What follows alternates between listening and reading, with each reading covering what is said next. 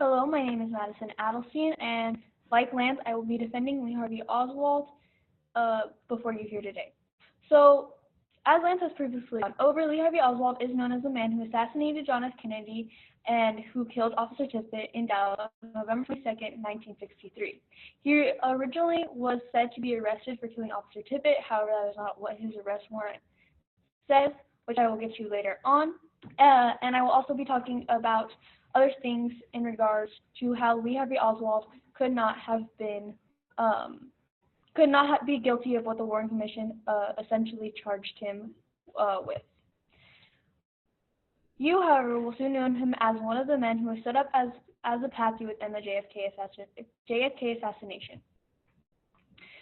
So just a little overview over what Lance said and a few things about what I will be saying. So we also carefully planned everything up until 12:35 on November 2nd, 1963. What I mean by this is he was somehow able to the school book depository building and managed to get away without anybody seeing him and without any eyewitnesses actually being able to attest to this happening.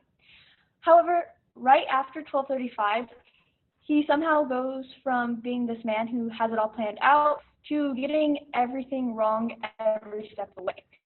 He somehow is caught committing a murder of, again, Officer Tippit in less than 45 minutes, and he is also arrested almost immediately after at the Texas movie theater. So how can a man who is somehow able to perfectly plan an assassination able to get caught so easily immediately afterwards? So right now I'll be talking about the arrest. So Lee Harvey Oswald was arrested 45 minutes after John F. Kennedy was shot and killed across town at the Texas movie theater. He was arrested at 1:40, and this was just over John F. Kennedy was assassinated, and only about 5 or 10 minutes after Officer Tippit was gunned down. There's a few problems wrong with this, which I will get to later on.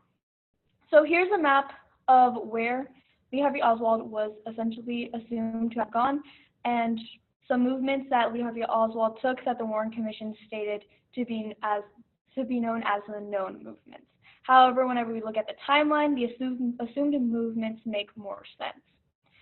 So right now I'll be looking at the timeline. Now in black is what the Warren Commission upholds as true. However, everything in red is things that poke holes in the Warren Commission's timeline whenever we look at witness testimony and affidavits. So at 12:31 p.m., Lee Harvey Oswald is confronted at the lunchroom by patrolman Marion Baker, the superintendent of the building. And this is what the Warren Commission upholds. However, at 12:30, he is seen to be outside at the Texas School Book Depository, and there's a photo of him being there at this time. Now at 12:33 p.m., Lee Harvey Oswald leaves the Texas School Depository building by the front door. By 12:40, Lee Harvey Oswald is on board of a bus that takes him to his estate. However, many witnesses stated that they saw him being picked up by a Rambler station wagon. Now, just 4 minutes later, Lee Harvey Oswald leaves the bus when he becomes bogged down by traffic, and then 4 minutes after that, Lee Harvey Oswald is able to somehow hail a cab and is asked to be taken to 500 North Beckley. By 12:54 p.m., Lee Harvey Oswald exits the cab at the 700 block of Beckley. So here is the photos of Lee Harvey Oswald outside the Texas School Book Depository, which I was talking about earlier. And again, here's another photo of the map to show what the witness testimonies stated versus what the Warren Commission said. So essentially, at 1 p.m., Lee Harvey Oswald is seen on foot at his rooming house where he retrieves his pistols. This is what some witnesses stated and what the Warren Commission upheld as fact. However, there in the affidavit by the ticket salesman, which I will get to later on, it is said that by 1 o'clock, Lee Harvey Oswald was already at the Texas Theater and buying his tickets. At 1:03, according to the Warren Commission, Lee Harvey Oswald is leaving his rooming house. However, according to Warren Butch Burroughs, again the ticket salesman, Lee Harvey Oswald was buying popcorn. At 1:16 p.m., Lee Harvey Oswald shoots Officer Tippit and continues fleeing, according again to the Warren Commission. And by 1:22, the police broadcast the description of the suspect in the in the Tippit murder. Now, something that is really bizarre about this is the fact that they are somehow able to, amongst the commotion of the president having just been assassinated, they were somehow able to get Lee Harvey Oswald's photo and description on the news, on radio broadcasts, and on television, just for killing a police officer. Now, while this would be a huge deal any other day, the president had just been shot across town, so you would think that the news would be more focused on that and not so much an officer being gunned down. But I digress from that, and I'll go again back into the timeline. So then at 1:40 p.m., Lee Harvey Oswald is assumed to be entering the Texas Theater according to the Warren Commission. However, if we look at timestamps of photos, he was actually arrested for the killing of JFK and Tippit at the time of 1:40. At 1:50 p.m., after struggling with the police, Lee Harvey Oswald is captured according to the Warren Commission, and by 2 o'clock, he is arriving at the Dallas Police Headquarters. At 2:30 p.m., Lee Harvey Oswald is first questioned by Dallas Police, and the police are on their way to go search Ruth Payne's house. So before I get into anything else, I would like to talk about the second Oswald theory. So there are two theories. There's a theory that there were two Oswalds arrested at the Texas movie theater on November 22nd, 1963, at 1:40 p.m.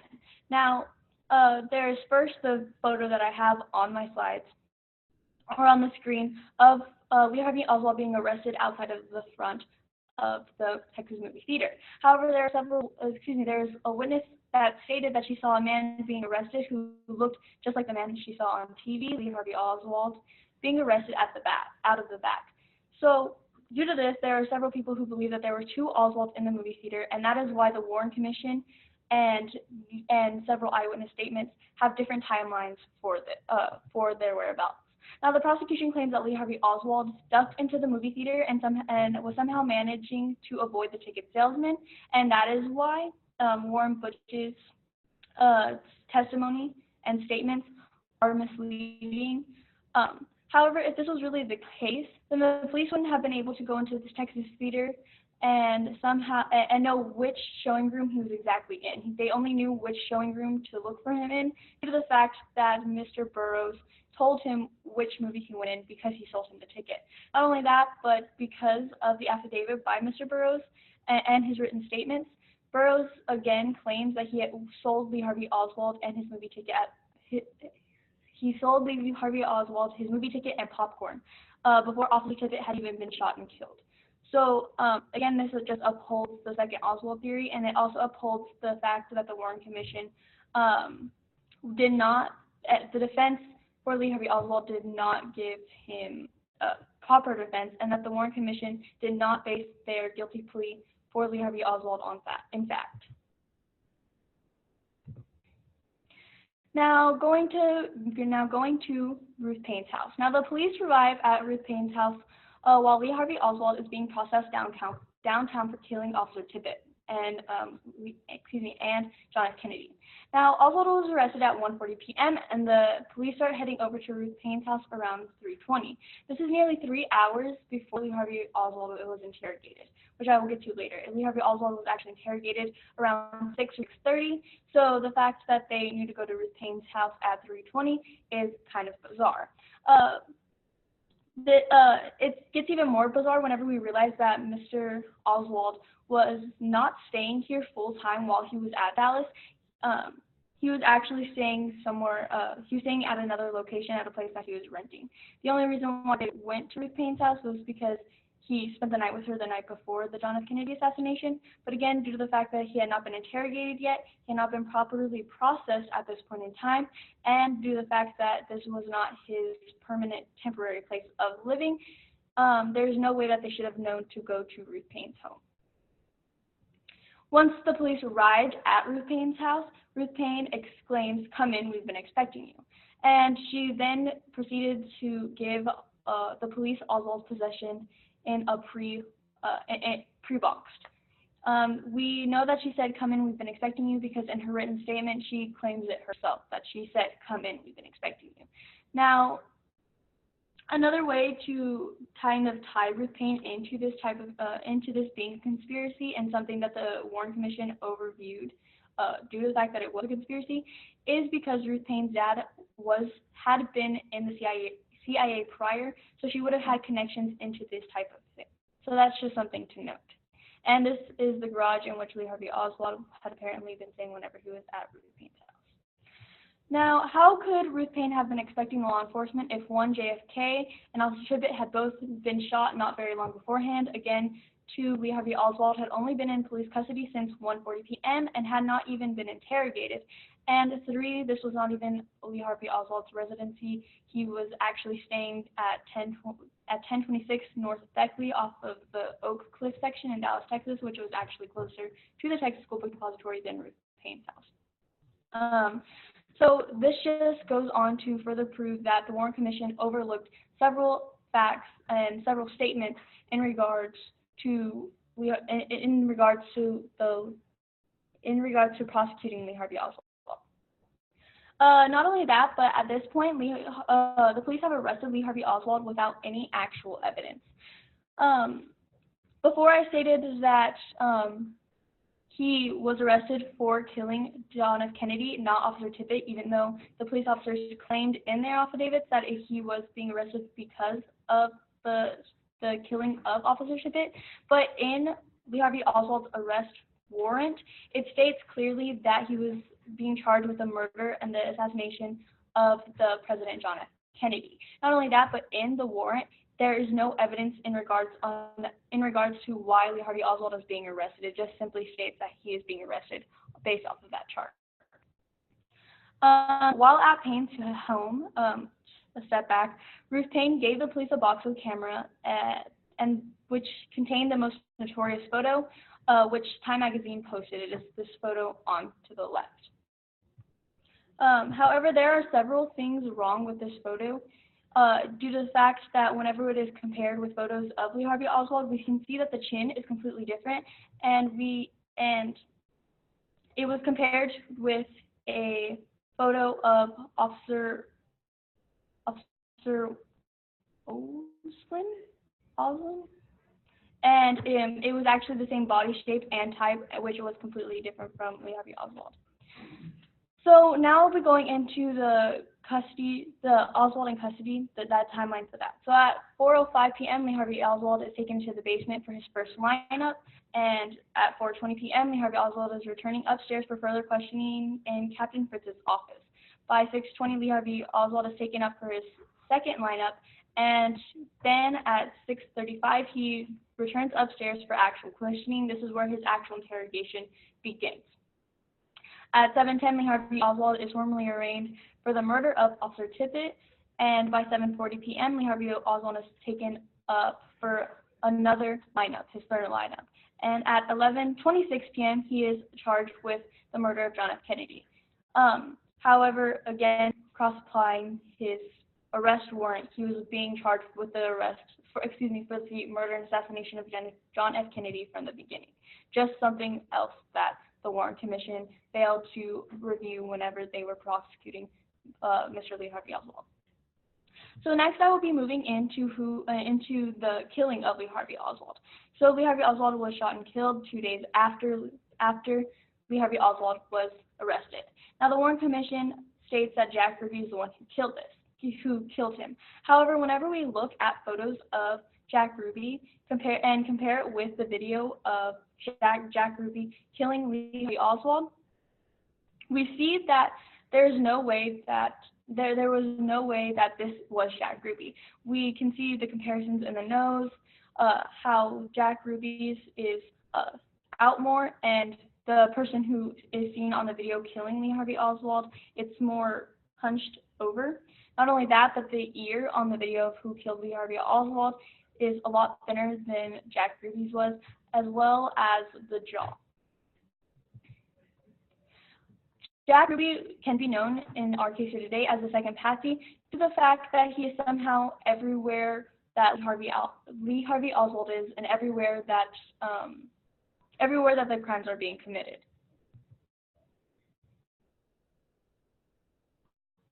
Now, the Warren Commission stated that Officer Tippit Officer Tippit, Jack Ruby, and Lee Harvey Oswald did not know each other prior to November 22nd, 1963. However, there are several witness statements and claims that this was simply not the case. So first I'll be looking at how Lee Harvey Oswald and Jack Ruby knew each other. So Lee Harvey Oswald and Jack Ruby were seen together on November 22nd, 1963, the day that Lee Harvey Oswald was arrested for the assassination of John F. Kennedy and the killing of Officer Tippit at 2:15 in the morning. So they were seen at a diner called Lucas B&B Cafe, which was in Dallas. So at the B&B, it is claimed that a man walked into Lucas B&B at 1:30 in the morning and sat down at the table. And about an hour goes by when Jack Ruby finally comes in and sits at the bar, looks at the man, and then again sits behind the register. Now Jack Ruby said that he did not feel so good, so he just ordered a glass of orange juice.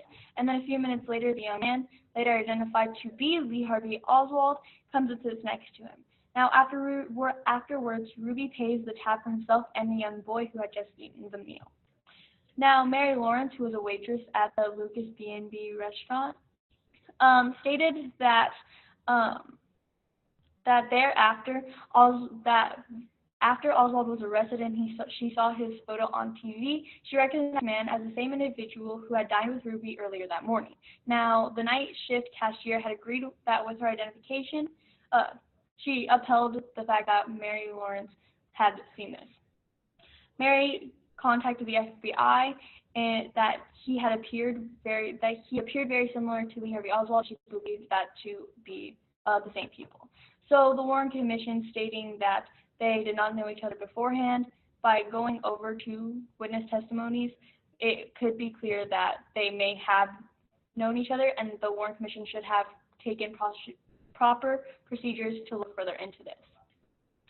After Mary's account to the Dallas police officers, she approximated the one that she gave to the FBI. She had also reiterated her point that the man had a small scar near his mouth, neither on the right or left side. Now, Oswald had no such scar, but Mary positively ID'd Lee as the man who met Ruby at the eatery. She then seemed to back off somewhat, and some doubt that this was expressed, but possibly this could have been due to the pressure of the interrogators and also due to the fact that she did not want to be wrong. Now, this was her formal statement, and it just goes over exactly what I've just told you. Now, but Mary believed that she had done the right thing. She went to the police and told them what she saw. She saw Lee Harvey Oswald and Jack Ruby together. However, after telling the police, she got something happened that she never expected to happen. On November 3rd, 1963, just 2 days before the FBI's interview, Mary got a call from an unknown male that was threatening. She claims that they stated, "If you don't want to die, you better get out of town." Now, many people believed that this was due to the fact that she was not upholding what the Warren Commission and what the police force wanted people to believe, that Lee Harvey Oswald was a lone nut assassin, and that he did not know his own killer beforehand. They essentially believed that they just wanted Mary Lawrence to be quiet so that their plans did not fall apart. And the FBI report about Mary, they pretty much call her off as crazy, who believe that she doesn't know what she saw. Now, moving on to how Oswald, Ruby, and Tippit are presumed to know each other. Now, the Warren report exposes themselves because they by saying that they leaving Myers at the cabana after a brief visit. Ruby returned to the Close and Carousel Club and obtained the night's receipts. He then went to the Vegas Club, which he helped Larry Crawford close for the night, which was as late as 2 a.m. Now, Ruby has been eating at the restaurant nearby in the Vegas Club, and by 2:30 a.m. he was able to join Larry Crawford at the Lucas B&B restaurant next door to the Vegas Club, which Crawford had managed and closed that night. Now, Essentially, what this all boils down to is that there were several eyewitnesses that saw Lee Harvey Oswald, Jack Ruby, and Officer Tippit at a strip club, the Vegas Club, which was right next to the B&B, which Lee Harvey Oswald and Jack Ruby were seen together at later on that night. So the fact that there are several people who state that they saw all three of them together proves that they may have known each other from the get-go, and the Warren Commission should have looked into it. And the fact that they leave all of these things in their report and they claim this to be true in their report proves that the Warren Commission did not do their job whenever they were prosecuting Lee Harvey Oswald. So in conclusion, we have proof here to the day that Lee Harvey Oswald could not have been proven guilty in a court of law, meaning that the Warren Commission went on by preconceived assumptions in order to make their faulty verdict, convicting Lee Harvey Oswald of killing Officer Tippit as well as assassinating the President, JFK.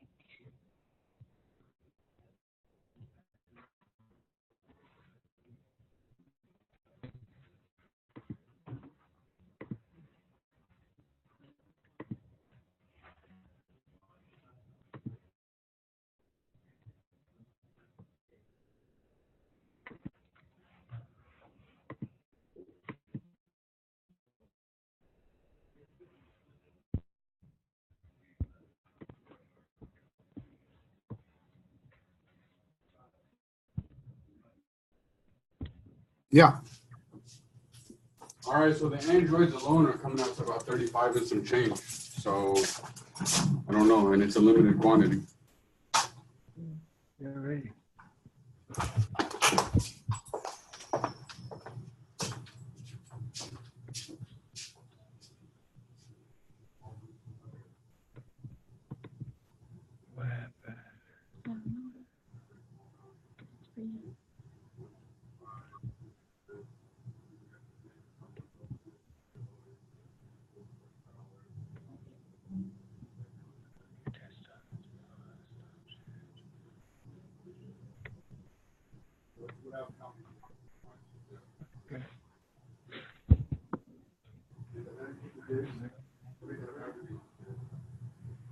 Ready?